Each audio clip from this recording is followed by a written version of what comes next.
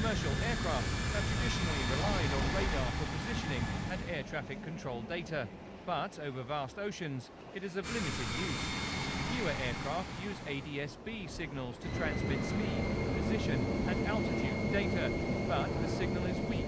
The European Space Agency's Proba-V satellite is the first to use these signals to track aircraft over remote expanses like oceans and deserts, where there are no receivers. Continuous tracking by satellite means more efficient routes, better safety and better fuel economy for aircraft.